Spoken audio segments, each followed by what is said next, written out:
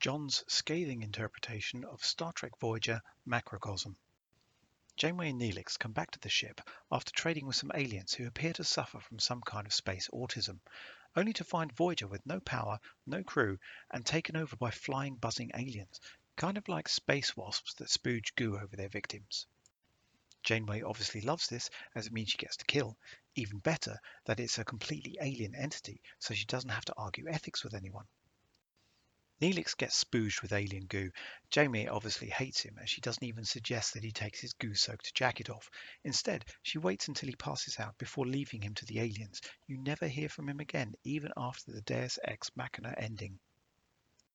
She then heads to engineering and goes all Rambo, but ditches the versatile and agile hand phaser for some huge cumbersome phaser cannon.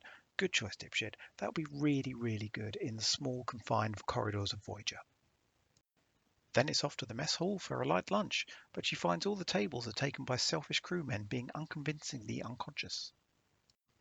Whilst there, she finally sees one of the buzzing aliens, which are actually crappy balls of tentacled CGI, no discernible wings or anything else to create the buzzing sound. The phaser cannon is useless due to the close quarters, would probably be better off used as a club. The buzzing alien gives Space Thatcher a gentle bump that supposedly causes her to rip some muscles or ligaments or something. Cannon is brought to bear, and Spacebug is finally splatted. Janeway then heads to the doctor's to get her boo-boo looked at. The holographic doctor, the one that uses huge amounts of space energy, is still running despite the main power being offline. He fixes the serious internal injuries that Janeway has by shining a torch at her back. He uses the time to describe how he really screwed up, and we're treated to a lovely flashback. Doctor is smug and is investigating some sick miners who appear to have been infected by one of those messed up flies from Australia, the ones that lay eggs in people, which are actually giant viruses. He manages to bring the infection back to Voyager. Never saw that coming. The crew of Voyager get proper fucked. All right in the head, it's fucked. What? Proper fuck. Crap bit of side plot where Paris tries to cook with oh so hilarious results. Come back, Doctor, you need to stitch up my sides. And Taurus gets spooged. Patient 0. Doctor is smug again, but fails to cure the infection and facilitates its spread throughout the ship. He even gets to unconvincingly wrestle with some CGI. Kind of ironic, bearing in mind that's exactly what he is. Back in the future, Janeway is infected, so it's not all bad now. Then he magically cures her.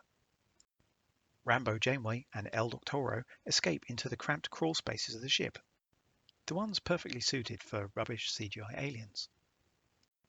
Janeway gets a murdering, whilst the Doctor hides in a shuttle, thus making his leaving sickbay absolutely pointless. Janeway tries to perform some space magic to cure the crew, but gets into an argument with an autistic alien, the ones from the beginning of the episode, who want to murder Voyager and everyone on board in order to wipe out the infection. Not content with just seeing her crew suffering, Janeway creates a load of new victims on the holodeck and sets the aliens on them. Let's see how those holographic bastards like it. She murders some more before finally lobbing the holy hand grenade of Antioch, which cures everyone. Everyone is back to normal, and the episode ends on some particularly cheesy jazz.